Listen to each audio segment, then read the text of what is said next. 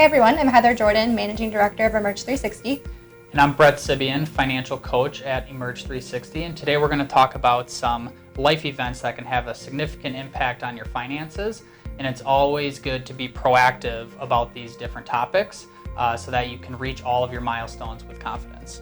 So the first one that we come across is marriage. So people who are getting married, what steps should they take? What should they do? And the first thing we recommend is just having a conversation about what your finances look like. Do you merge them or do you keep them separate? Do you have any big debts out there or any big goals? And I think just having that open conversation right away is a good first stepping point. So one of the first things you should do when it comes to your finances after getting married is update your beneficiary forms. Beneficiary forms are very, very important. A lot of them override any type of will that's out there. So 401k accounts, bank accounts, IRAs, investment accounts. So make sure that is up to date, not only when you get married, but when you have any type of life event. So having a kid, getting married, getting divorced, etc. Another one that we come across, another situation, is buying a first home. And with that one, I think it's really important to know your budget and know what you can afford to put down on a house, what you can pay for your monthly payment, and then also have something on the side just in case something breaks, and there's always maintenance and things to do on homes as well. Yeah, and a lot of times we'll encourage people to have 3 to 6 months of savings built up for those unexpected things that do happen when you do finally become homeowners, right? And anything that goes wrong in the house, you are responsible for fixing that, and we always encourage people to have 3 to 6 months of those savings for those reasons. So another life event that can really change your financial picture is changing jobs. So there's a couple different things we like to bring up when people are going through that transition. One of them is health insurance and just general benefits. No company is usually the same when it comes to different types of benefits, health insurance being one of them. So it's very important to understand that, leverage your HR team to make sure that you have all of your questions answered. Rolling over of other retirement funds. So we work with a lot of different people who have 3 or 4 different 401ks out there, and what makes the most sense from a consolidation standpoint, which accounts can you move together, which accounts need to stay separate. And we always work with individuals to find the best solution for them when it comes to that.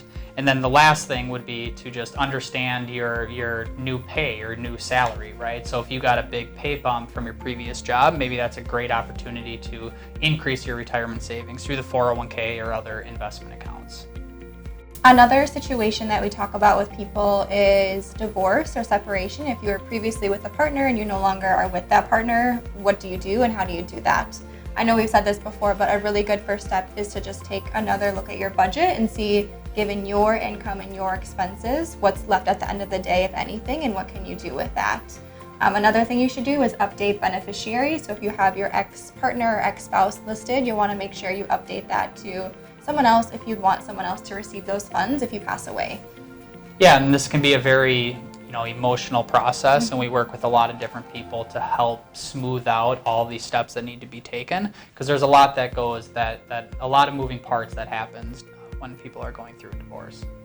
Kids going off to college is definitely one of the biggest life events that can impact your finances. We get questions all the time on what vehicles to save for future education costs. The most popular and probably the most tax advantage vehicle is a 529 plan, and they are very well utilized for future college expenses.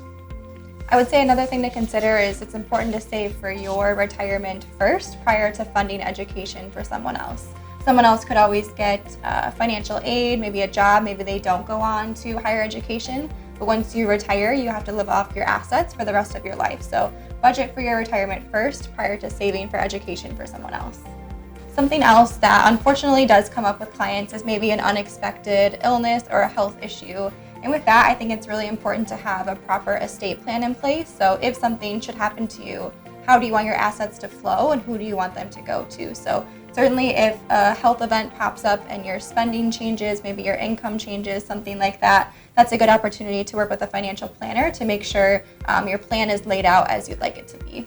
So one of the last life events that you'll come across is retirement, which can be a very, very exciting time. but it's always important to kind of reflect back and make sure all of the good work that you did while you were working and saving for retirement is able to kind of be a successful plan in retirement. So it's always important to reassess your financial goals, reassess your financial plan, make sure your asset allocation is in place, distribution strategies are in place so that you can live a successful retirement and accomplish all of the goals that you want to. So there's several different life events that we talked about and several more that we didn't talk about. But if you have questions on your specific circumstance, feel free to give us a call. We're happy to talk through your situation and see how we can help.